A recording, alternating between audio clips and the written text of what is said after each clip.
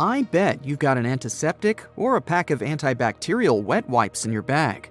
Once the germ theory got known to the public, people started being quite careful about hygiene. But back in the day, no one knew anything about germs, and the physicians back then strongly believed it was poisoned air that people needed to be careful about. Therefore, a special outfit was invented. The doctors believed that the beak protected them from bad air. Plus, there was another theory on how to protect oneself from germs. People would carry various incense, as their sweet smell was believed to help protect from bad air too. Also, bouquets of flowers were quite popular.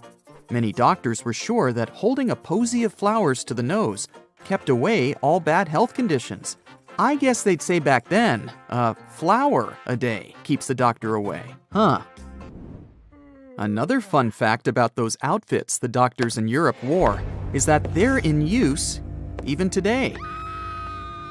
Nope, it's not that there's a thematic hospital with weirdly looking doctors, but it's actually a traditional carnival costume in Venice, Italy. By the way, bouquets of flowers weren't the only nice-smelling trends in history. In ancient Egypt, people would wear wax or perfume cones right on their heads. Rumor has it, it was a sort of ancient deodorant, as those cones were probably aimed at concealing body odor.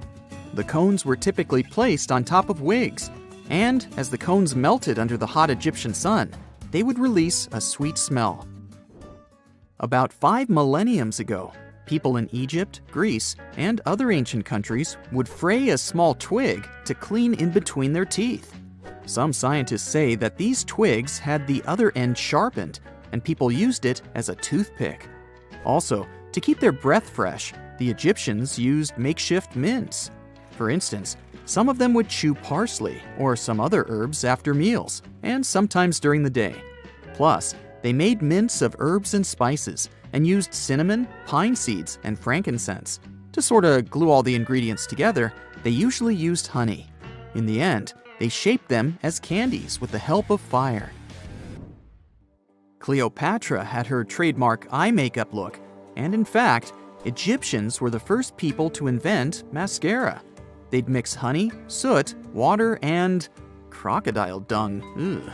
They'd apply this crazy mix right onto their lashes and brows. It probably didn't have a sweet scent, but at least it was safe, unlike the toxic eyeliner they invented that contained lead.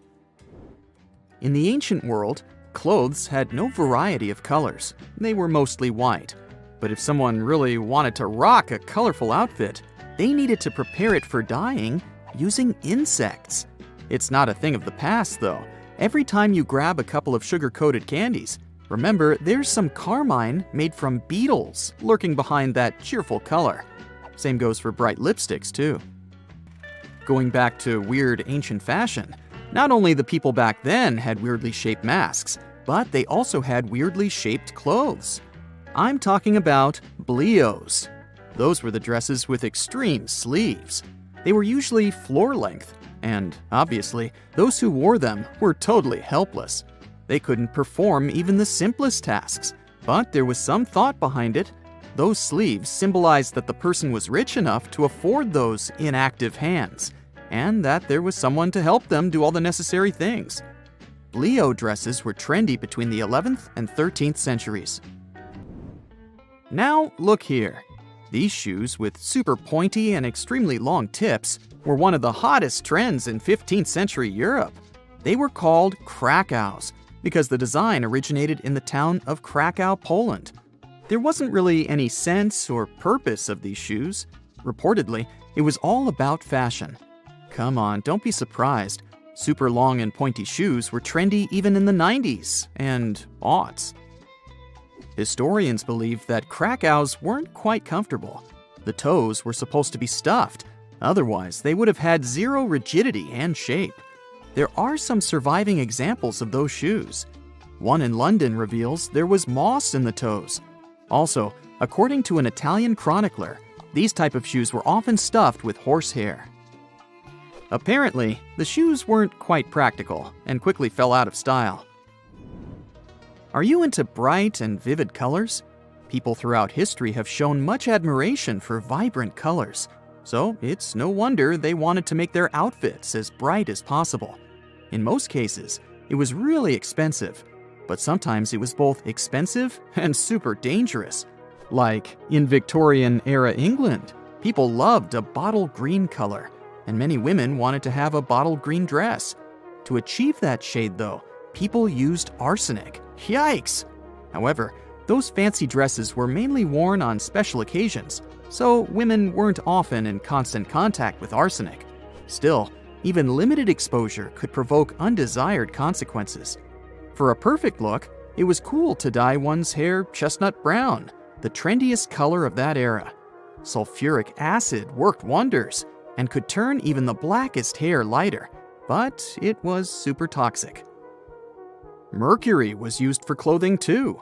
Hats were made of fur, and hat makers would use this toxic metal to stick that fur together so that it formed felt. People who wore them inhaled toxic gases produced by such hats, and the consequences were unpredictable because it affected the central nervous system. This one is not a type of pasta, but another fashion trend of the past that didn't make it through until now, unlike yummy pasta. If you ever want to try macaroni style, make sure you live in the mid-18th century, have an enormously exaggerated Empire State Building high wig adorned with a teeny tiny hat and don't forget a feather on top, wear bright stockings, preferably striped, wear pants, the tighter the better. Ideally, they should be just like leggings. But remember, there was no Lycra back then. To polish things up, add a walking cane and sophisticated manners. Almost forgot. Get ready to be mocked about your exquisite style for the next few decades or even centuries. Tudor England had some fashion trends people wouldn't ever understand. Today, some people shell out thousands of dollars to make their smiles impeccably white and shiny. But back in Tudor England times, women would blacken their teeth on purpose to seem wealthy. Sugar was pricey and hard to find, and very few people could afford it. It was widely believed that the more sugar you ate, the blacker your teeth got, which was an obvious sign of wealth. Historians believe honey was sometimes used as a toothpaste. If you think black teeth alone aren't enough to feel like a true Tudor, try rocking Bombast. But you'll probably feel more like a teddy bear, not like the Queen of England. Back in the 16th century, both men and women would use all sorts of things to stuff their sleeves. It could be cotton, wool, sawdust, socks. They did their best to accentuate their arms, to make them look strong and sporty. The more sleeve stuffing you've got, the stronger you seem. Some men would stuff the area around their calves and even bellies to look more muscular. Now add a ruffle around your neck, supported by a metal corset to preserve impeccable shape, and voila! You're a true Tudor. In the 19th century United States, arsenic was mainly used for cosmetic purposes. Manufacturers would add it to wafers, promising that their product would help get rid of any facial imperfections. The amount of arsenic added did help clear the skin and make it paler, but veggies and fruits sound like a nicer option today. Radioactive cream didn't sound wild at all at the beginning of the 20th century. This radium-rich product was supposed to wipe away all your wrinkles and make anyone who used it at least 20 years younger. That's it for today. So hey, if you pacified your curiosity, then give the video a like and share it with your friends. Or if you want more, just click on these videos and stay on the bright side.